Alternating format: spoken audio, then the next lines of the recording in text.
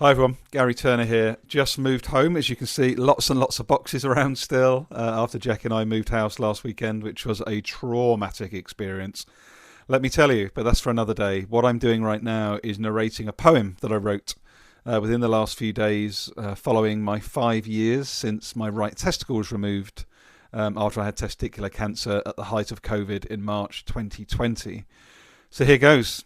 I've called it 5 years ago, a poem.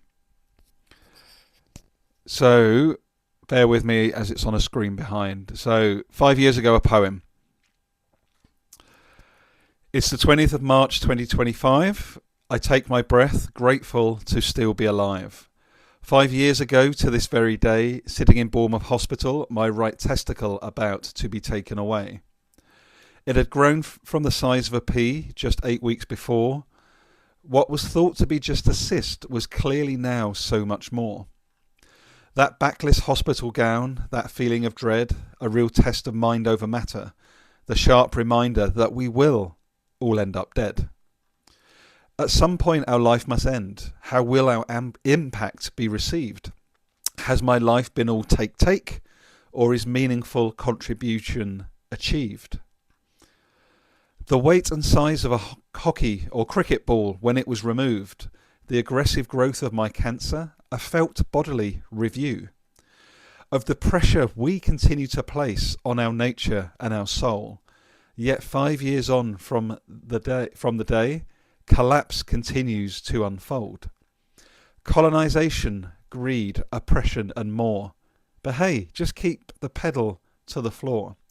We'll grow our way to so-called sustainability, the irony too often lost. Sustainability apparently meaning consuming more? Have we truly lost the plot? 5 years ago, I didn't see what I see now. Excuse me. Workplaces and governments full of fear, all chasing the holy cow. Of profits at literally all costs, no matter who gets hurt in the way.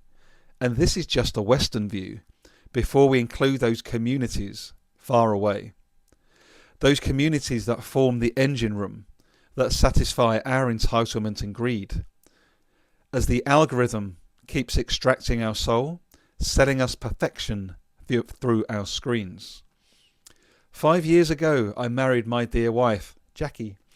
Only 6 months later, COVID-19 brought new strife.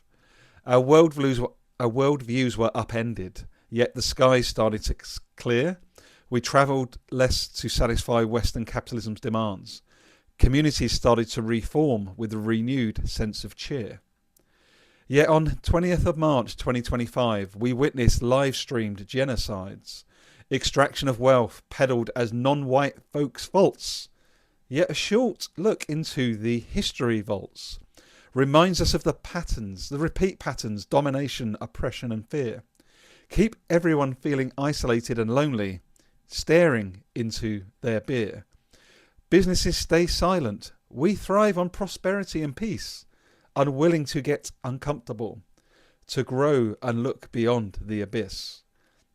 That is the Western colonized mind, a 600-year project which continues to unfold in the most dramatic of ways, with just a handful of humans unleashing insane power and control.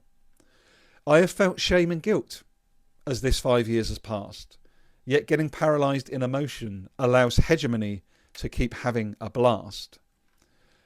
Going inside, being curious and humble, interrogating our cultural patterns, conditioned narratives start to crumble. Starting to sense the whole, how interconnected we all are, the harm and pain caused so that we can own that new car. 5 years ago, I could not join the dots as I do now. I'm grateful to Sam, my decolonial guide, and my wife Jackie, for a freedom of life and mind that makes play and joy more abound.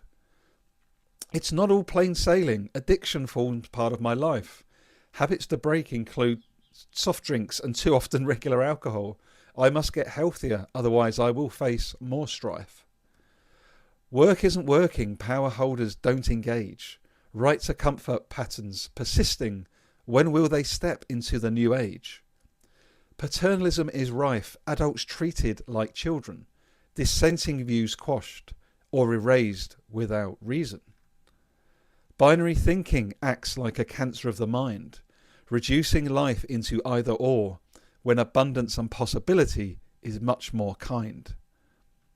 5 years ago, supremacy culture was all KKK, yet today I see it everywhere. Within me, you. Don't look away.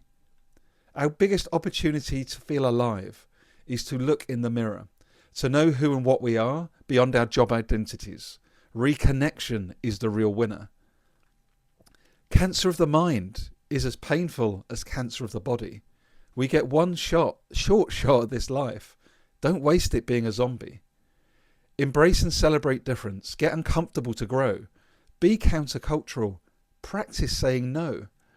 When all is said and done, we will be replaced without a hitch. Reclaim your power and your worth. Find community and then feel truly rich. I have more than most when it comes to materialism and things. Yet I know there is much more to life than necklaces and gold rings. 5 years ago, I didn't know I had much life left to live. 5 years on, Mother Nature keeps offering me this gift, brackets for some reason. What will I do with it? Keep doing more of the same? Or keep working hard to reimagine the game? The game that is work, full of bullshit jobs, pay in return for silence, hush money to make you feel robbed of your ideas, curiosity, passion and soul. Remember, life passes quickly. What story will be told? Of your life when you're gone, who and what will you be 5 years from now? Unconscious and afraid? Or fully alive, bold and proud? I was showed a talk recently, one that showed that activism isn't all glory. It's the commitment to the grind and the boring work that helps weave new stories. Possibility and reimagining, activating our curiosity and connecting. 5 years on from now, what if we were all reflecting on a workplace and world that had kindness and equality at its heart? Oligarchs and oppression, increasingly a thing of the past.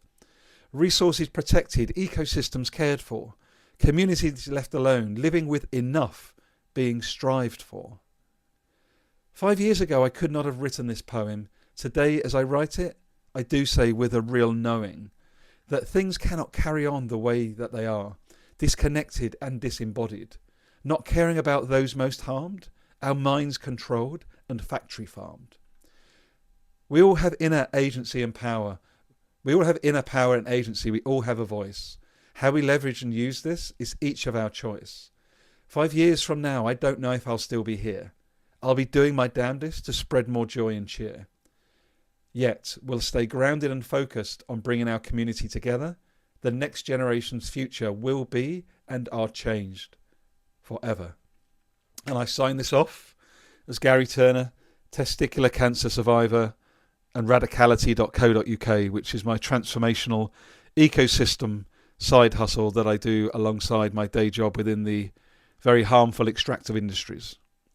Why, you may ask, Gary, do you continue to work within those harmful extractive industries? The answer is, following doing the Intro to Decolonial Sustainability course with the Possible Futures crew and the Decolonial Collective, I can either be on the outside throwing rotten apples and pears at the industry, or I can keep on trying to agitate change and start trying to help people have the conversations from within inside and outside of industry. Because at the end of the day, it is the mind virus, it is the colonized mind that is the single biggest threat to all of us. And we're seeing this play out in global geopolitics, we're seeing this play out in our local communities, we're seeing this play out in national politics. People are not trying to transform and change things to a completely new state. They're moving deck chairs on the Titanic as it goes down, which is quite a crazy thing to do. So that's my poem 5 years ago. I welcome your thoughts, I welcome your challenges, I welcome your reflections, and I wish you a good, healthy as possible day. Take care.